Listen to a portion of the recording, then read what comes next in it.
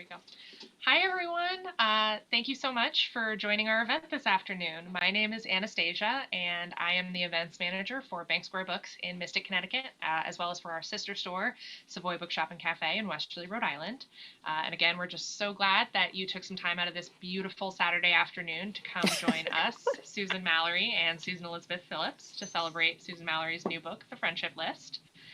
So many of you have already chatted in and said hello and to let us know where you're viewing from. So if you haven't done that yet, say something nice in the chat and let us know you're here with us. A couple other pieces of housekeeping business before we get this event underway and I let you guys enjoy the authors. You can also submit questions for Susan Mallery and Susan Elizabeth Phillips by clicking on the Ask a Question tab on the bottom of the screen right below us here. Put your questions in there and we'll get to as many as we can during the Q&A portion of the event. And then if you are having any technical difficulties with the stream, there is a little question mark on the top right-hand side of the screen that says help. You can click that and it'll help you troubleshoot. This will also be recorded, so there will be a replay after the event. So if you come in late or you can't stay for the whole thing, you can watch it from start to finish later on. Okay, and last but not least, before I let them take it away, there's a nice little green button underneath the video stream today that has a list of Susan Mallery's books on our website if you wanted to grab any other of her numerous books. And then to all of you attending today, we have some incredible goodie bags that include a little chapter excerpt from the friendship list that Susan's wonderful assistant, who's been chatting with all of you, Janelle, had mailed out. And there were actually some extras, so everyone who bought a book for the event today is going to get one of those little goodie bags, so that's very exciting. And on that second note, thank goodness you're going to have that little chapter excerpt. Because of the tropical storm that hit last week, we are still waiting on the books to show up to us. I sent you all an email yet, but they should arrive early next week and we'll get them mailed out to you post haste. And now with that, I am delighted to introduce you to Susan Mallery and Susan Elizabeth Phillips. Susan Mallery is the #1 New York Times bestselling author of more than 150 novels about the relationships that define women's lives, family, friendship, and romance. 16 prolific years and 74 books later, she hit the New York Times bestseller list for the first time with Accidentally Yours. Her latest release, The Friendship List, is the story of two best friends who jumpstart their lives in a summer that changes them forever. And joining her today is Susan Elizabeth Phillips, who is also an international bestseller and the only 4-time recipient of the Romance Writers of America prestigious Favorite Book of the Year award. Some also tout her as the queen of romantic comedy, and among her many accomplishments, she is also credited with creating the modern sports romance genre. So with that, I'm going to turn my camera off and let Susan and Susan Elizabeth talk, and they're going to talk for about 30 minutes, and then we will open it up to audience questions. All right. And with that, I hope you enjoy the event. Hi. Thanks for joining me. I'm happy to join, but I got a question for you right away. What are you wearing from the waist down? Because you look lovely from the waist up. Oh, just jeans. What about you? Are you naked? Yeah.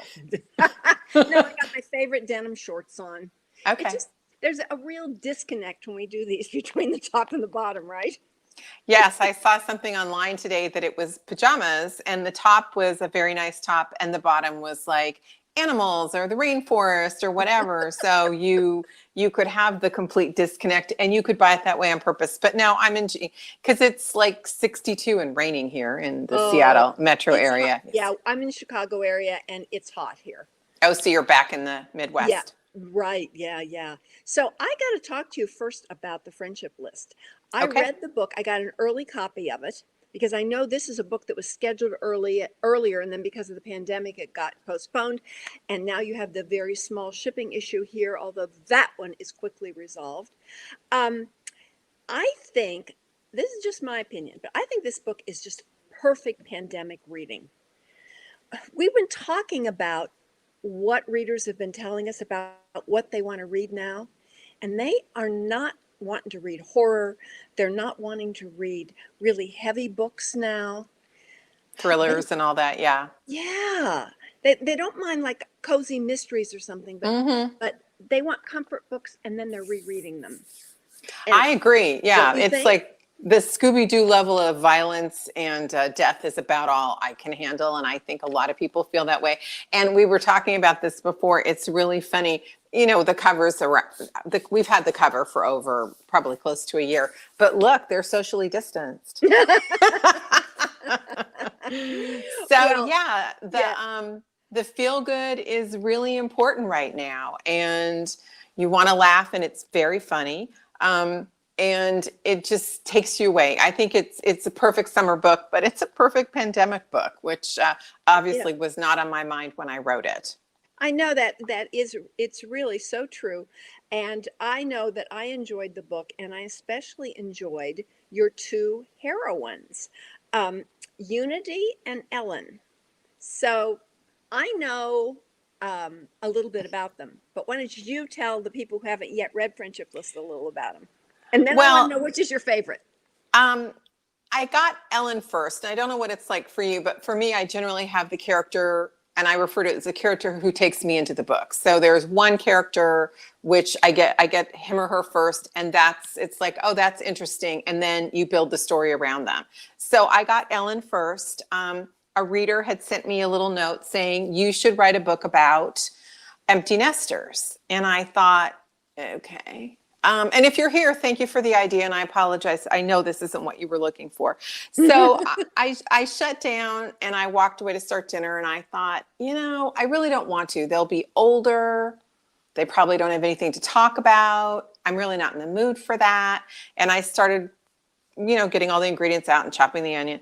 And then I thought, if she was single, if she was a single mom, it would be more interesting to me. And then I thought, what if she got pregnant in high school? Because then she's an empty nester in her mid 30s. Mm-hmm. And then I got the look and my husband's like, so dinner about a half hour late? I'm like, yep.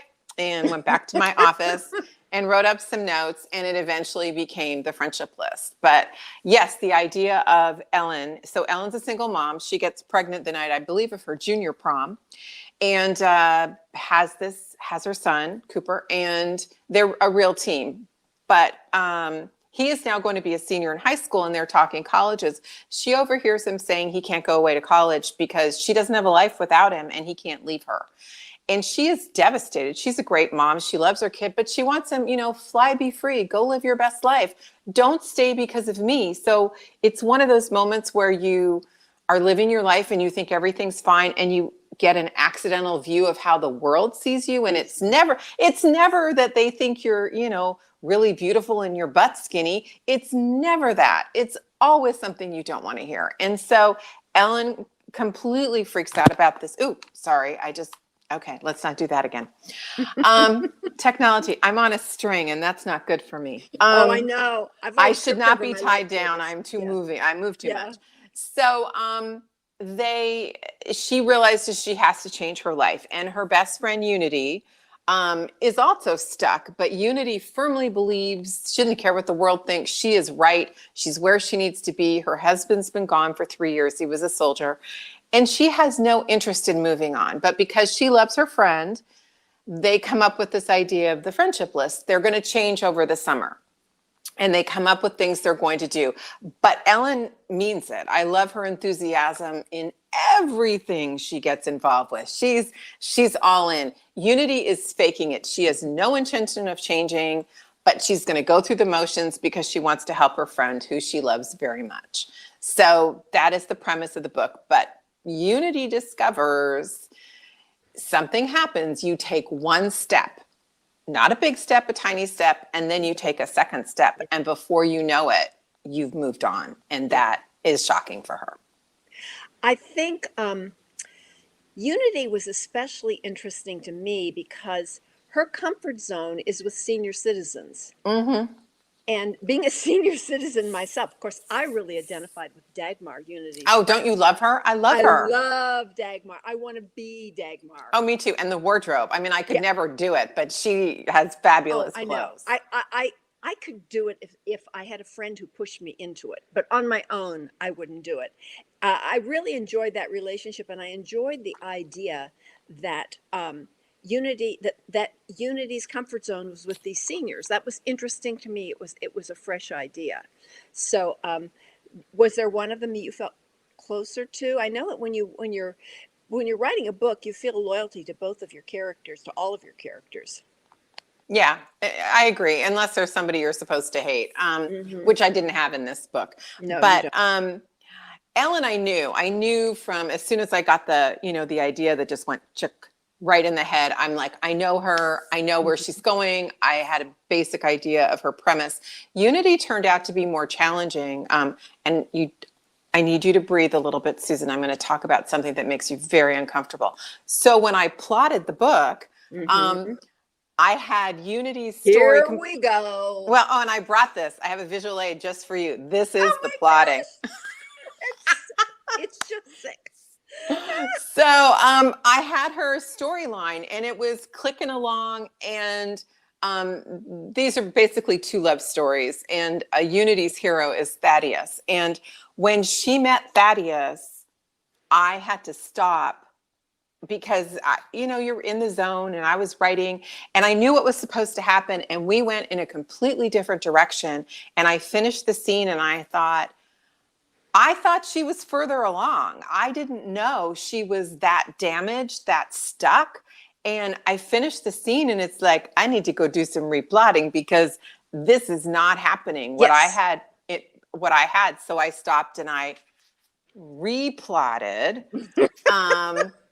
the rest of her story, because it was, I'd planned to go east, and we were going to go west. And it's like, we had talked about this. We'd had a character meeting. The characters and I had spoken about the book. We had agreed on an evolution. And she's like, yeah, I didn't tell you. It's like, well, at least you that. Yeah. So then she told me now, and so her story ended up being, I thought hers was going to be really funny too. And she is the heart to me. Her story is it kind of pulls your guts out a little bit, because she's had this loss. She's had a great loss. She's had a great loss. And she's stuck in that loss. Yes. She's just stuck. And for people, by the way, who have not heard Susan and me talk before, we'll get into this before the end, why this is a sore subject between us. It has to do with our writing process, but we'll get to that sooner or later. And the wrongness of yours. You are so deluded. So they were very different journeys for me. I liked, Ellen she was great. She was fun. She was your girl. She was oblivious. She was living the life that she didn't realize she didn't get stuck on purpose. I mean, she just was like being a single mom and getting through college and getting a job, and it all made sense to her. But as soon as her world started to open up, she's like, I'm in. I am completely in. And I love that about her. So it was a nice dichotomy. And one of the things I loved about this book was, I'm sure you think about where the book's going to go. And there are certain things you're like, that'll be really fun to write. But there's not, it's not like every scene. With this book, at least 2 or 3 times a week, I went to sit down. It's like, yes, I get to write this scene. I get to write this scene. And it was for both. It wasn't just one. Ellen's stuff was very fun, and I knew where that was going. There's a scene with a couple of teenagers, and that I was dying to write. But there was some stuff with Unity that was really fun, and I couldn't wait to. Thaddeus has an interesting past, so that reveal was. I was like, I can't wait for that. So it was just fun. It was really, really, some books are easy, some books are hard. This was just a blast to write. It struck me that even though the friendship list is very different from my new one, Dance Away With Me, we have a couple things in common with these books, because we both have these deeply grieving widows who are stuck in their grief. Yes. And we also both have teenagers in the book. And I don't know about you, but I love writing teenagers. I'm a former high school teacher, so I've always liked that age anyway. And a former teenager. Although my teenagers were not nearly as much fun as some of these kids have. No, it was different then. Yeah, but I thought that was I just, that similarity came up. I thought was really, really interesting. So let's talk a little bit. We've gotten some questions about the role of setting in a book. This book is set in the Northwest. Oh, wait a minute. Before that, this is not a spoiler because it's early in the book. The scene where the two of them go after each other. They have a fight. They do. That's That a was fight. I mean, that's a capital. That really, I thought if I had a fight like this with one of my dearest friends, it would be really hard to repair. well, and I think one of the things, Real Housewives aside, most of us as adult women, we don't fight with our friends. Mm-mm. If they start to annoy us, we just step away and breathe off. because we love them and re-engage. So to actually have a big fight is unusual, and it needed, the catalyst had to be there. When you read it, you'll understand that it was very necessary for the story.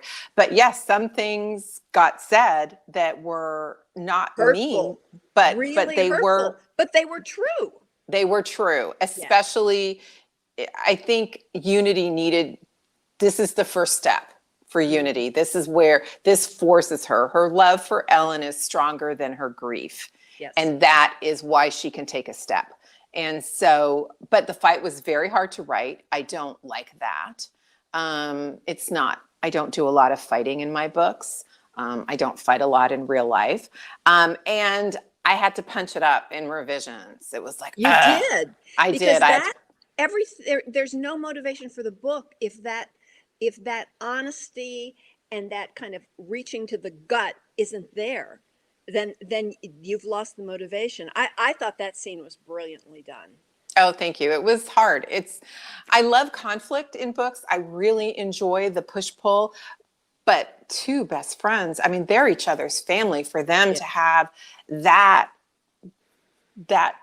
deep a wound. And I knew the feeling. I mean, it's like if you fight with somebody you love, I mean, that level of fight, you just have a sick feeling in your stomach all day. You can't sleep, you can't eat, you feel awful. And so I was like, all of us felt bad for like 2 days. Yeah. It was just, and then I was able to move the story on from that. But that was, it was hard. Not my favorite.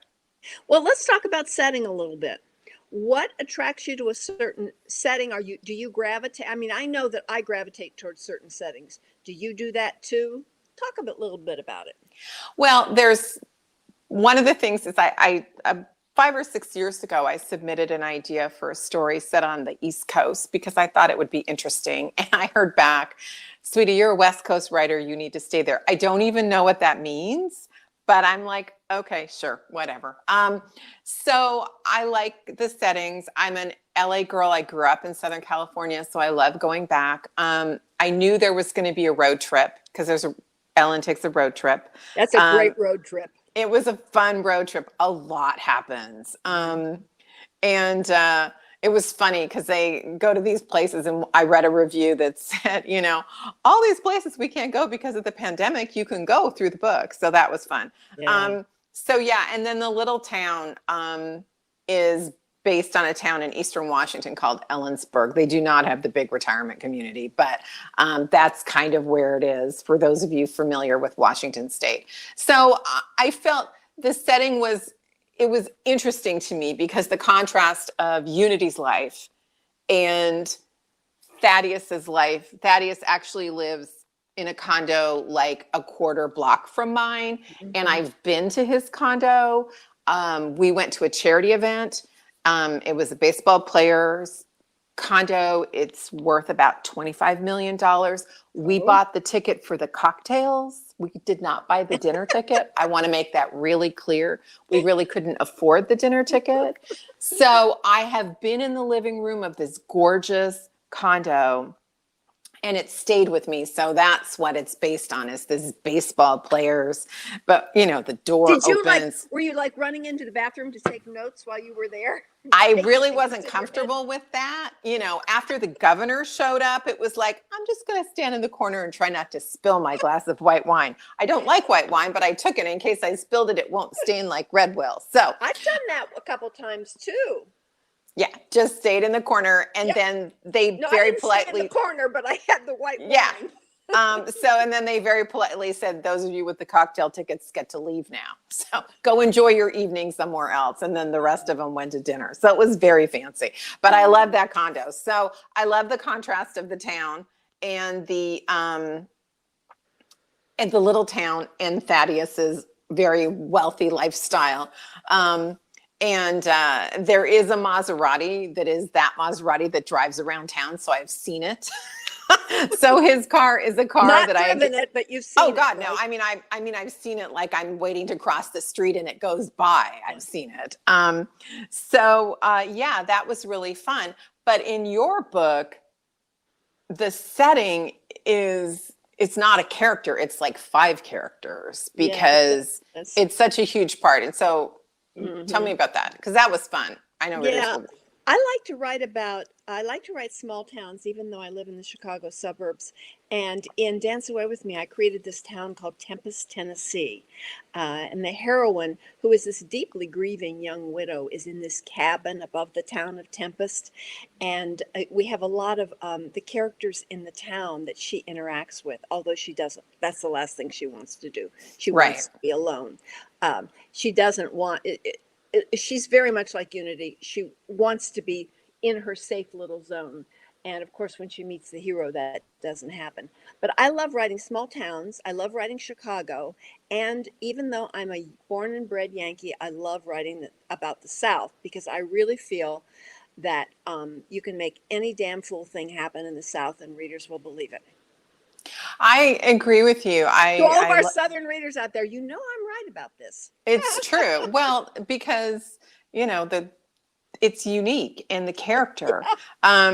So yeah, because I loved your town and I would love to do something like that, but on the West Coast where apparently I belong.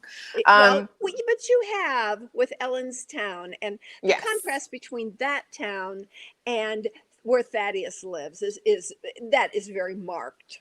It is. And it's great. That was great fun because when I do something like that, then I get to go get lost on Pinterest and find, Yeah. and I did some Redfin. I was looking up luxury condos and picking the kitchen. It's like, ooh, that one. I think that's as big as my house. I love doing that too. That's so much fun. And I don't know about you, but I create hidden Pinterest boards when I'm working so that I have these pictures to look back to. And then after the book is done, I'll open up the Pinterest boards to let readers see where some of the That's fun. inspiration came from. Yeah, I think that's kind of fun. Yeah, I do like menus. If they're eating something, I've probably gone and Googled some and gotten some menus and all that kind of stuff. It's yeah, it's not good to do that when you're hungry, but yes, we look all that up. Should we talk about process a little bit so readers know what Sure. we're thinking about? Because your process is so wackadoodle, they're not going to believe it. They're going to think you're a crazy woman after you explain this. Oh, please. They're just going to think you're lazy and won't do work. Good one. So you go first because yours takes like a second. It's true. So my background was in theater. I have a degree in it and I'm a drama queen. So between those two ideas, I create stories internally and I don't know what's going to happen until I put myself in. So I might have this very vague concept and I can't think it through in my head. So I sit down on my computer and I go, chapter 1. Oh, let's see. What's this character's name? What is this? This is going to drive. I mean, I know you're going to need Valium after this is over. I'm just going to wait till tonight and have wine. It's fine. I can hang in there. I start writing and well, that isn't good. And then I go back and then I go and I just stumble through this first chapter and then I go on and stumble through the second. I'm still trying to figure out what the book's about. And then I go back to the first and I rewrite that. It goes this way through the entire book. It takes me, because it takes me so long to write. It's usually takes me around 9 months. At the 9-month mark, by this time you have written several books. At the 9-month mark, I finally understand who the characters are. So I stumble through this process. They call people like me pantsters. And what's interesting when you hear this one's crazy, crazy process is that I think it depends on the way your brain is wired. This is the only way I can work. So you writers out there who are sensible like me, this may work for you. On the other hand, Tell them about what you do.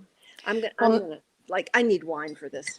I only have two. yeah, I'm just going to say not that. I don't do that. In any way, shape, or form. No one should ever do that. And seriously, if you will know, if you're not a plotter, you can't, but your life is very, very sad and small.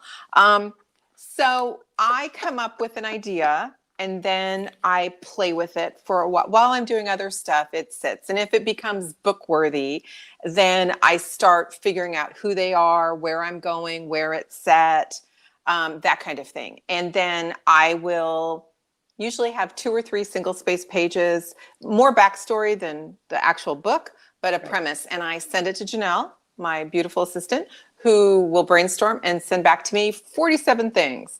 And I'll like, yes, no, yes, yes, yes. And then we will go back and forth until it becomes sort of an idea. And I think there's a book here, at which point I talk to my publisher because, if Nora Roberts just did this as a trilogy, I might want to wait on this project for a couple of years. So once I get approval, then I pick a date and I get really serious about it. And I'll spend 3 or 4 days fluffing it until it's more. And then I have a couple writers I meet with and we brainstorm. So we'll take 2 or 3 days and we brainstorm each other's books, record the sessions. And then I have pretty much figured out the beginning, the middle, and the end. I've got the conflict. I've got the turning points and all of that. And then then I write a synopsis because what do you do? Do you just say book coming in February of 2021 and they throw a party? Do you actually, because you can't do a synopsis. No, I can't do a synopsis. I mean, I could do one, but it wouldn't have anything to do with the book. No, it would be like, about 100. It's giraffes. It'll be great. I wait till I have between 100, 150 pages, and then I send them that. And what if they say no? They won't. What are they going to do? They know it already took me like 6 months to get those 100, 150 pages. They're stuck. Okay, there is that. So they just zip their lips and they just prayer. There's a lot of, it's you, so they know it's going to be good. So they don't. Anyway, so I write a synopsis that is about 25, 30 pages, telling them the entire story, start to finish, in detail, with accuracy. How long does it take you to write that synopsis? A day. It's just, I have all my notes. It's just start to finish. And when you don't know, you say things like, over the next few weeks, they get to know each other. And later you kick yourself for that because that's going to be some work. So then it rests until it's time because I write on a schedule because I do 3 books a year. So when it is time to begin writing, I already have my opening line because that is the one thing I can't start if I don't have an opening line. And there is much pacing and swearing until I get an opening line. So I try to do that well before I ever sit down to write. I try to put it in the synopsis. So then I start writing. So I know whose point of view I'm going to be in. So I do one scene. So for example, I did Ellen's story first. So I have Ellen and I have Keith. So I wrote a scene from Ellen's point of view. And it's the first scene you read. And then I wrote a scene from Keith's point of view. And it's the scene where somebody tells him a girl is crying in the weight room. And he's like, please let her have broken a bone. I love that scene. He doesn't want her to be pregnant because his life is littered with teenage girls who get pregnant. Right. So then I have heard both their voices in my head. And then I stop and I plot. And we won't get into the detail. But this is what I end up with. This is actually both of their stories. Okay, Susan, this is going to really upset you. So be cleansed, meditate, assume a yoga pose. So this is Ellen's first scene because it says E1. Unities will be U1. And the E's are both Ellen and Keith. But this is the scene and this is the plotting. Oh, now I just have a headache. I mean, some of them aren't this long. So basically, a book like this is about 105,000 words. It's more than a ream of paper. If you think about what you put in your printer, your copier, that's 500 pages. This is probably about 600. manuscript pages. This, if you, because it's really a file on my computer and then I print it out and staple them and blah, blah, blah. This, when I'm finished, is about 18 to 20,000 words. So it's really a very tiny detailed. First draft. Mhm. And then I go back and flesh it out. And then things happen where I, it goes awry. It says change scene, because every day I read ahead 2 or 3 scenes. And there's one in here that's hysterical. If I can find it, it's very funny. It says talk about the naked thing. I will tell myself, like here. Just hold on, I don't want these going out of order, although I don't know why I care. The book is published. It says the naked talk, page 197. So what that means is somewhere in this scene, there was a talk previously about being naked. I will need to reference it. So I will go ahead and tell myself what page it's on. So when I go to write that scene, I don't waste any time looking for something silly like what page it's on. So this is how I plot a book. And then once I start writing, I write 75 pages a week till it's done. Unbelievable. Well, my only defense is that my books run almost 500 pages, but still, you do that in, you add an extra month and there you would be. No, mine are about 550, 600. Yeah, well, I mean, 125,000 words. They come. Oh, 125,000 words. I don't plan that ahead of time. It just seems to be a natural rhythm. Yes. How do you do that? Because my books are actually like 118 and then they make me trim them. Yeah. I don't know. They're just so glad to finally pull a book out of me that they're happy. They're just like, we're going to go with this. And the thing that's really sad is I write every day.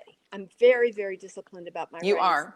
But I'm just stumbling along, trying to find those truths, those kernels, the things that, a lot of times if I try to push the characters in a direction they don't want to go, the whole book gets thrown off and, that has to be fixed.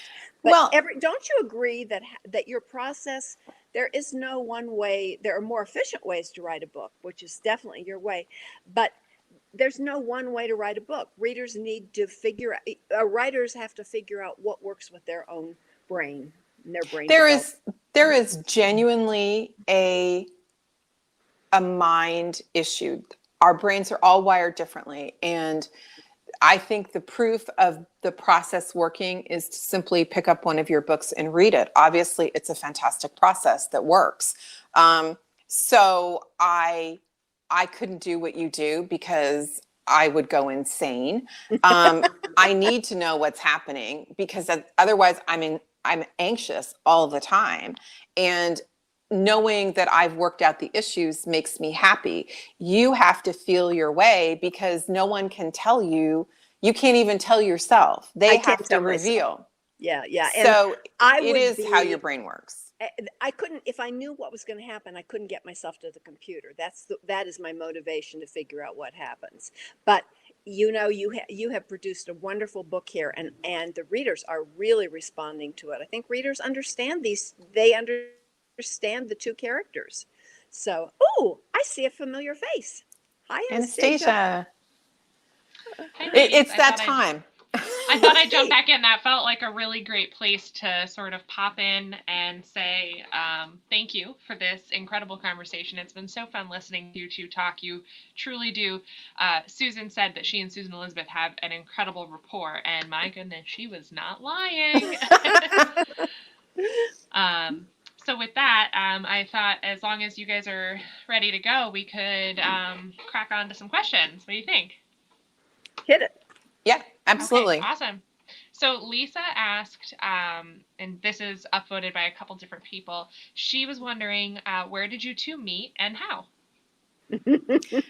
You go. You're the drama major. Well, we had met casually, but we'd never really had a conversation. Here we are. We are in Berlin, Germany, okay? And we are at a Berlin romance conference, which was just fantastic. It was so great. But it wasn't exactly organized like American conferences are. And there was this thing about how I was supposed to show up for a workshop.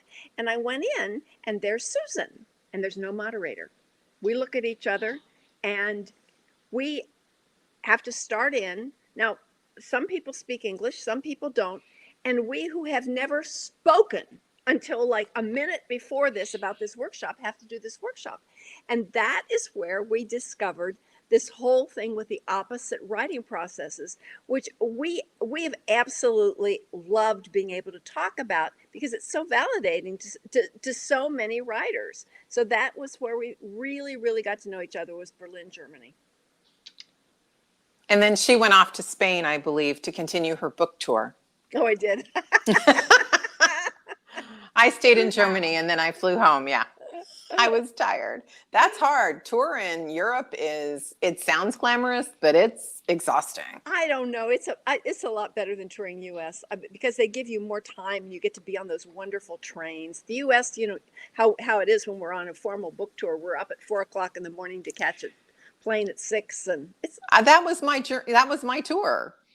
There were no trains. I flew, and yes, Yeah. you are downstairs at 6:30 to catch an 8:30 flight, go to a hotel that won't let you check in, to have lunch with people who don't speak English, do an interview, do a signing. And I realized, yes, is the crown too heavy? It was exhausting. And they Yeah. keep you up late. It's like, I have to be like, yeah, they try to get me to have dinner at 8:00. That doesn't happen. I was going to say dinner at 9, right? yeah. And I'm just like, I need to go to bed.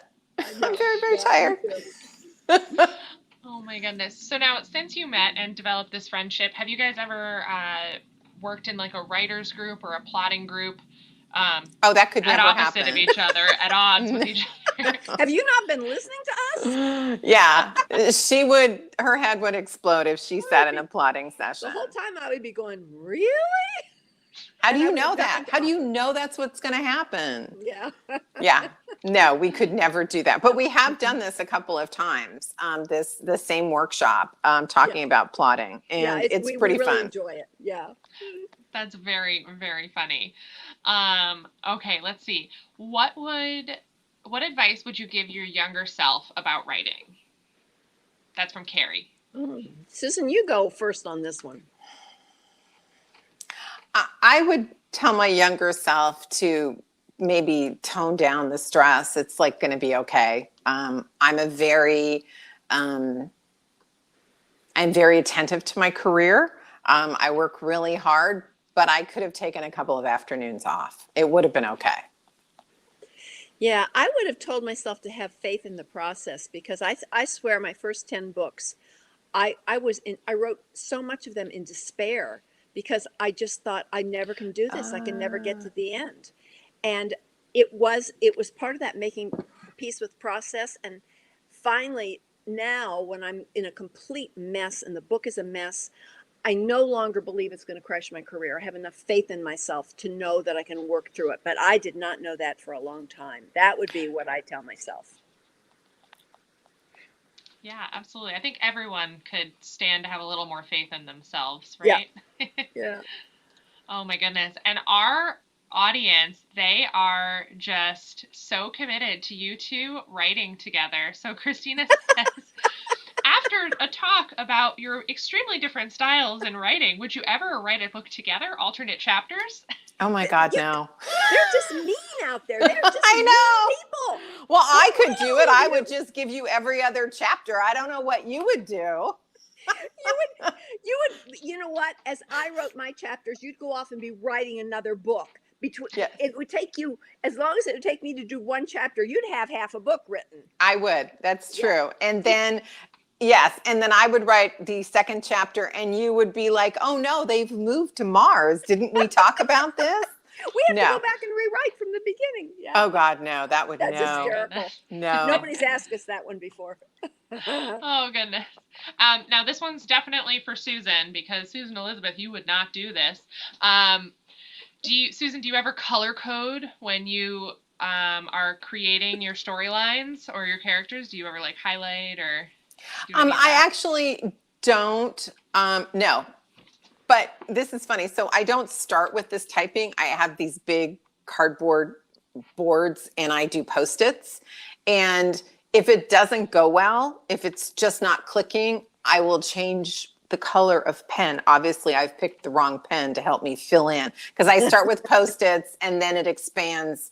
I don't start with, all of this. So that says no. But I know there are people who do this whole, like, this color is this point of view. And honestly, I just think that's, you're just filling time so you don't have to do work. So, Well, now wait a minute. I kind of do that. You'll be shocked. do you color code? Well, I write what I call my map. After I finish the chapter, I write down what's happened in it. Oh, And good. I will frequently, as I print this map out and change it all the time, I will frequently color code whose point of view I'm in or what character it is. So there. Okay, there you go. Aha, she plots a little. No, she doesn't. She did it after the chapter. It's just so she can remember. That is not a plot. That is a summary. Oh, you're so rigid compared to me. I'm just like a wild thing.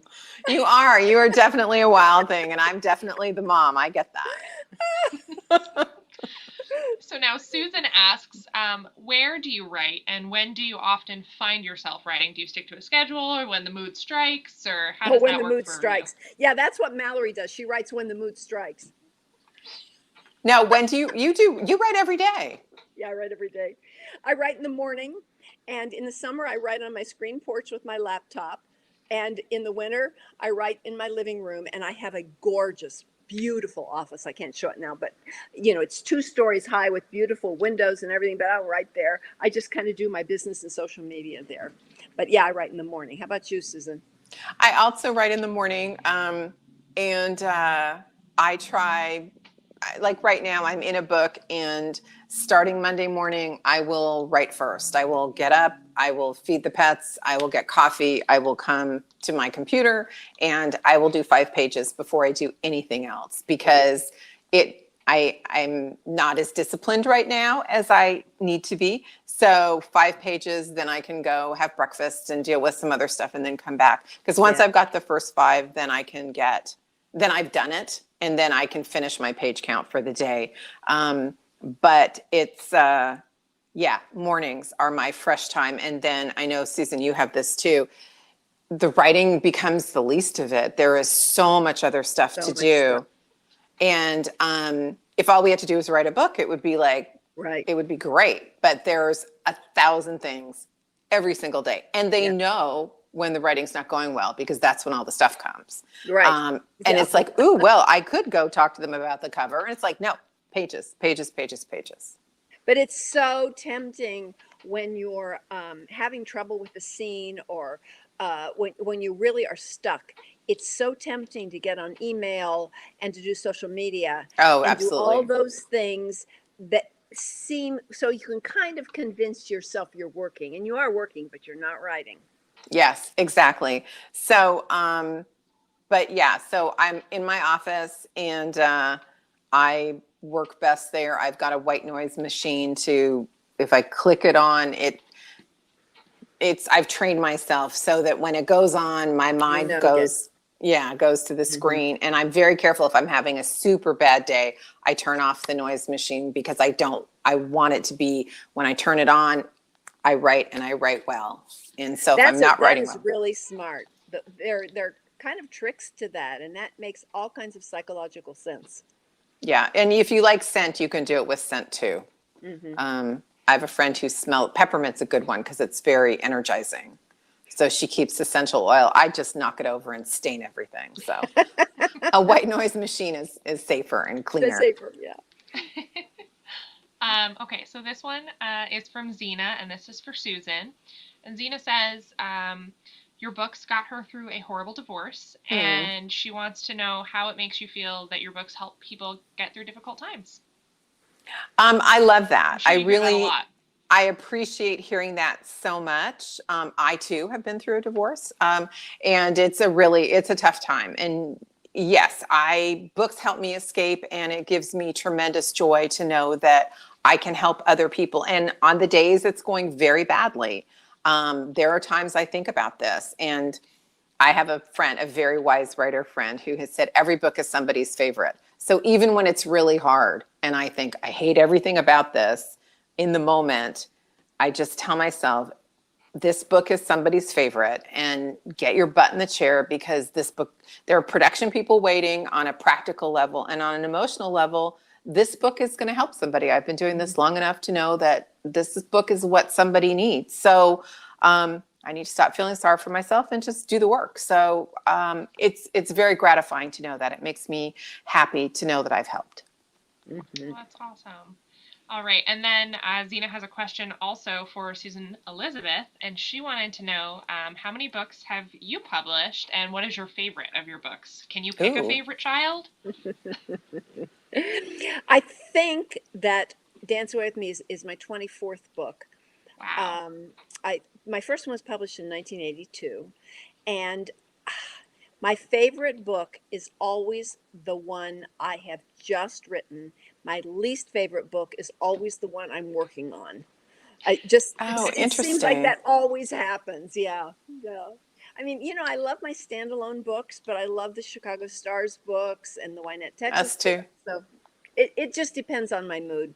Right now, Dance Away with Me is my favorite, but when my next one comes out, I'm sure that will all change. Now, Susan, you've published 150 books. I know. I think Janelle put in the comments that the Friendship List might be your 150th book. It is with Harlequin. Right? Yeah, it is my 150th with Harlequin. I started in category romance, so back in the day, I was writing for a special edition. I was doing 6 or 8 books a year. So that's where I learned to write. It's where I learned to write quickly. It's where I learned to plot. I had a lot of fun with it. So they're shorter, but yeah, when I first started writing, I didn't know anything. So it was super easy. I was in college. My mother had made me learn to type because she said, I think this computer thing is going to be a thing. So I took a class, and before I started a book because I was a college student, and you did your homework. So I didn't know anything. So I wrote 10 pages because that's how much time I had. And it seemed very logical to me.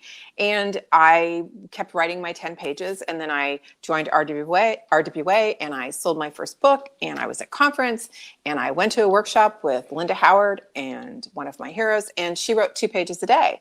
And I thought, oh my God, I want to be Linda Howard. So I went home and I wrote 2 pages, and it's like, well, there's 15 minutes. So now what? And I thought, you're never going to be Linda Howard, accept who you are and what you do. So then I went to a different workshop with this guy. On the way out to lunch, it was about something completely different. He said, increase your workload by 10%. And I'm like, I never thought of that. So then over a couple of years, I went from 10 pages a day to 20 pages a day. So I did that for several years. And now that's kind of a lot. So I do 15. It's just my process. I don't know how to write slowly. I lose interest. I want to get to the next thing. I have a question about that too. Have you ever taken like some of your early books, some of the books you wrote early on, have you ever taken those ideas and framed them into a new book? Oh, interesting. No. I would love to go back and fix them. They all need fixing. Oh, I know. Yeah. Every book needs fixing. But no, we do occasionally go through and just try to update the technology because, pagers, what? We readers like, what's a pager? But no, I had a book where we made it Christmas. So it went from the Wedding Ring Promise to the Christmas Wedding Ring, or something like that. Yeah. And so then it just became a Christmas book. It was an experiment. You haven't really just taken a book and reframed it and no, no. Have you? No, I haven't. But I don't have 150 books either. Well, you can take one if you want and reframe it. I might look and reframe if I run out of ideas. Yeah, feel free. So now, what was your first book to hit the New York Times, and how did you celebrate? Oh. So that would have been your first book, Miss Susan? My first book to hit the New York Times was a book called Fancy Pants.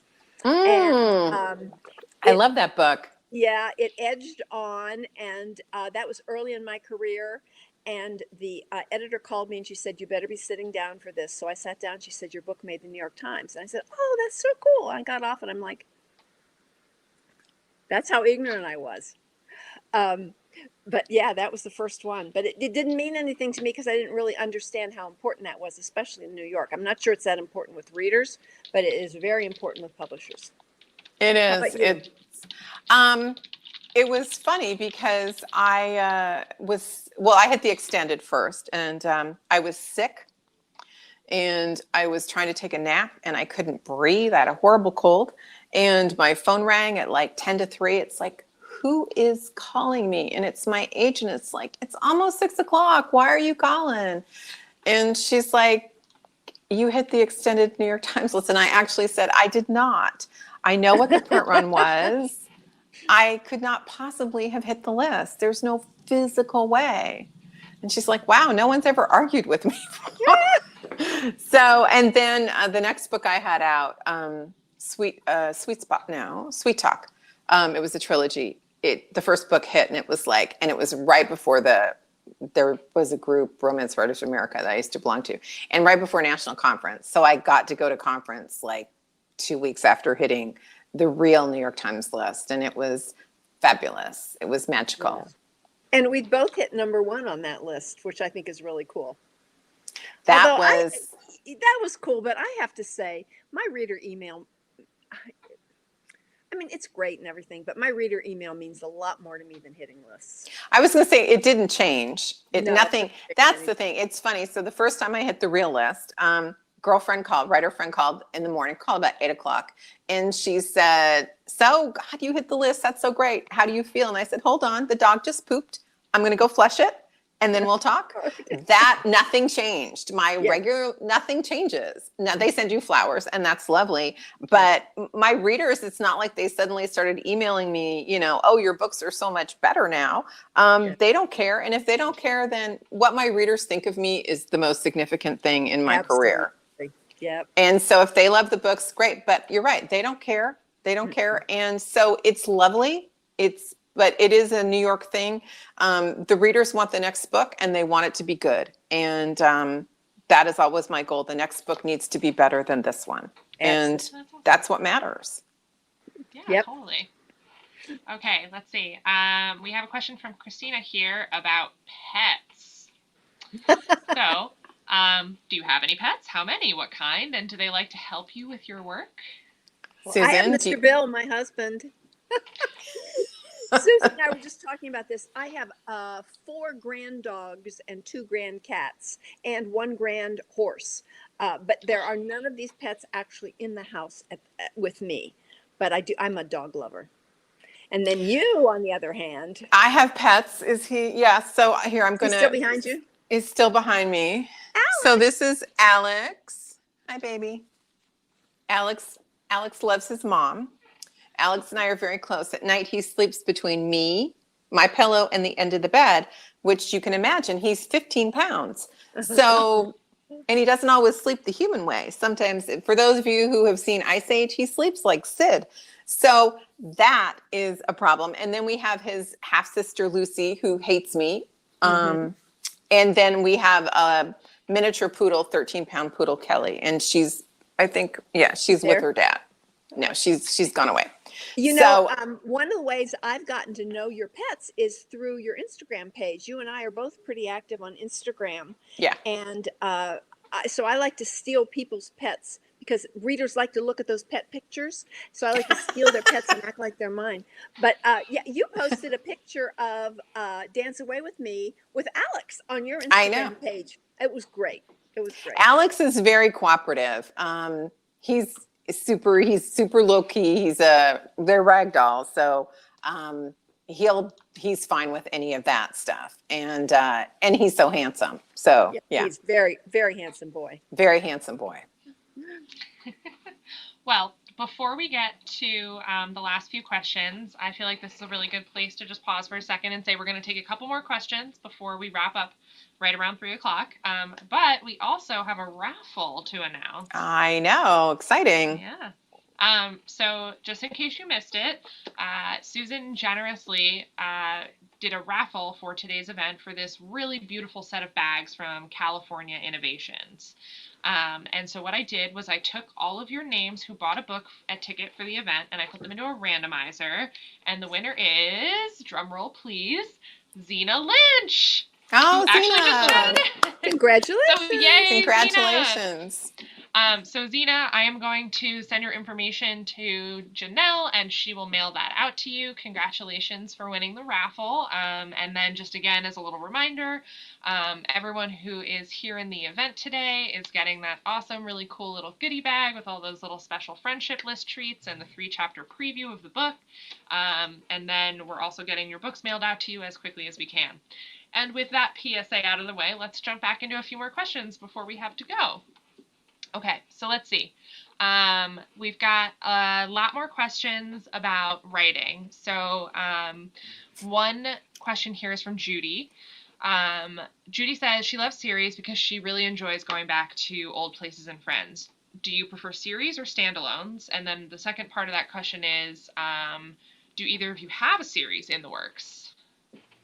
Susan? Well, the series, I have books set in Wynette, Texas, a number of them there, Lady Be Good and Call Me Irresistible, The Great Escape. But my most famous series is my Chicago Stars series. And this was not supposed to be a series because I don't pre-plan things. I just had this idea about a woman who knew nothing about sports inheriting a professional football team. And that was the beginning of my Chicago Stars books. I don't write one after another because I won't write a Stars book unless I have a really great idea. So I tend to write standalone books in between, and I love that. I love that, being able to go back and forth, and I love the fact that my readers will follow along. But the very first sports romance was actually my book, Fancy Pants, which was about the most boring sport in the world, golf. But the book isn't boring. The Wynette, Texas books tend to have that golf theme going on, but these are just a crazy bunch of men. And then the Stars book, I don't even know how many there are now, but First Star I See Tonight was my last Stars book, and then Dance Away with Me. And I used to say every book that the Stars books were over, but then I'd get a new idea. So you have to stay tuned. Oh, wow. That's great. I've done a lot of series. I like them because it's nice. It's nice to sink back into a place I know. I did a series set in Fool's Gold. I think they're including novellas. I think there's about 23 of those. I'm wrapping up a series set in a town called Happily Inc. And the last book is a Christmas book, and that'll be out in a few weeks, Happily this Christmas. And then next year, I'm starting a new series that will be Christmas books. So it's going to be one book a year, Christmas book, set in a town called Wishing Tree. And the first book is called, it was supposed to be called Christmas Without Jake, but they didn't like that. So it's now called The Christmas Wedding Guest, which is almost the same as Christmas Without Jake. And because I do plan, I can tell you the second book is going to be about Jake. So he gets his book in book 2.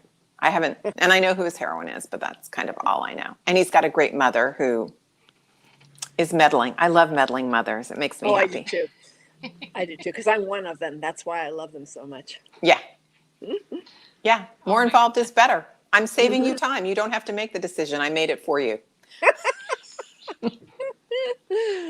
So Susan, Eileen asks, do you always start with your characters? Have you ever started with a location or a situation?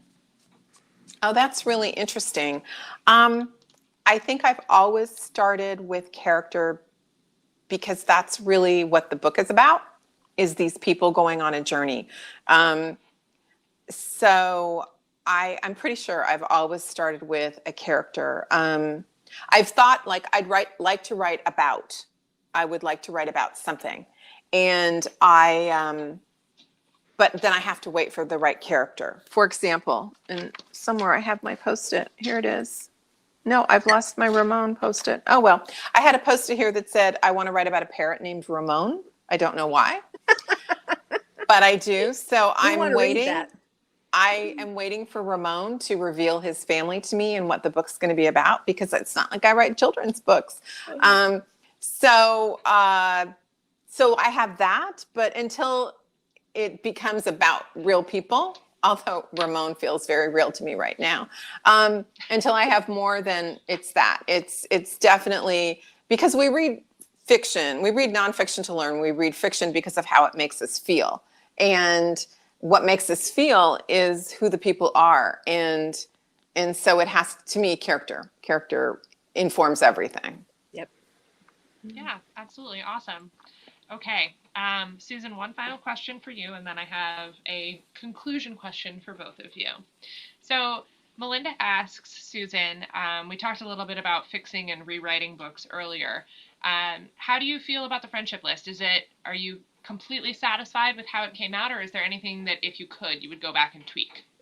I have no idea. So I don't read my books once I'm done with when you turn a book, you've got to churn through it like 1,000 more times. So once that's done, I've moved on.